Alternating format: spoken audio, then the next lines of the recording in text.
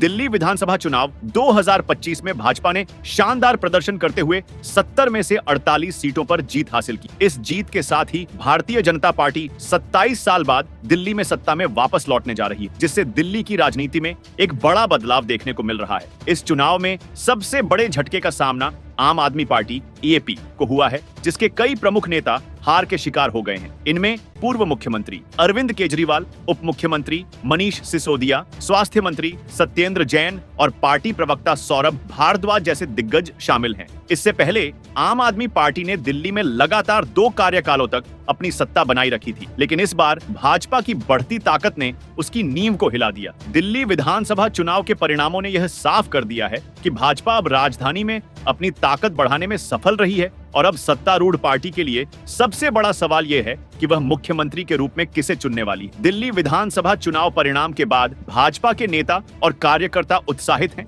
और अब सभी की नजरें दिल्ली के नए मुख्यमंत्री के नाम पर टिकी हुई हैं। इस बीच खबर है कि दिल्ली के 8 से 10 नए विधायकों ने भाजपा अध्यक्ष JP नड्डा से संसद भवन में मुलाकात की है। इस मुलाकात को लेकर कयास लगाए जा रहे हैं कि भाजपा में दिल्ली के मुख्यमंत्री पद को लेकर मंथन शुरू हो गया है। जिन नेताओं ने JP नड्डा से मुलाकात की है, उनमें शिखा रॉय, सतीश उपाध्याय, अरविंदर सिंह लवली, विजेंद्र गुप्ता, अजय महावर, रेखा गुप्ता, कपिल मिश्रा, कुलवंत राणा और डॉ अनिल गोयल जैसे दिग्गज नेता शामिल हैं। कपिल मिश्रा क्या हिंदुत्व का चेहरा बनेंगे दिल्ली के मुख्यमंत्री? दिल्ली में बीजेपी के प्रमुख हिंदुत्व चेहरों में एक नाम जो लगातार चर्चा में रहा है, वह है कपिल मिश्रा। कपिल मिश्रा जो कभी आम आदमी पार्टी के प्रमुख नेता थे, अब पूरी तरह से भारतीय जनता पार्टी में शामिल हो चुके हैं और उनकी राजनीति में भी एक बड़ा मोड़ आया है। कपिल मिश्रा का हिंदुत्व को लेकर आक्रामक रुख और उनकी सोशल मीडिया पर सक्रियता ने उन्हें दिल्ली में एक प्रमुख राजनीतिक चेहरा बना दिया है। कपिल मिश्रा की राजनीतिक यात्रा बेहद रोमांचक रही। वह दिल्ली में आम आदमी पार्टी की नीतियों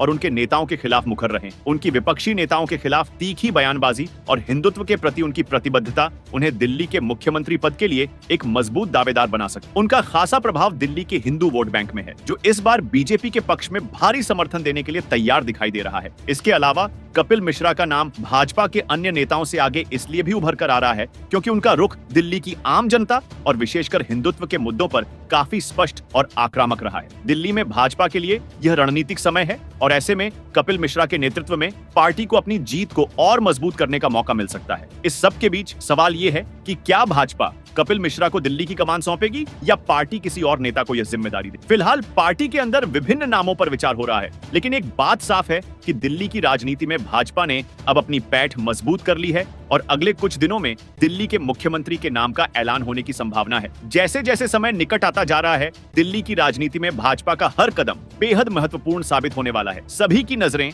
दिल्ली के नए मुख्यमंत्री के चुनाव पर टिकी हुई हैं और यह तय करने में अब पार्टी की रणनीति और नेतृत्व की भूमिका अहम होगी। Subscribe now and press the bell icon.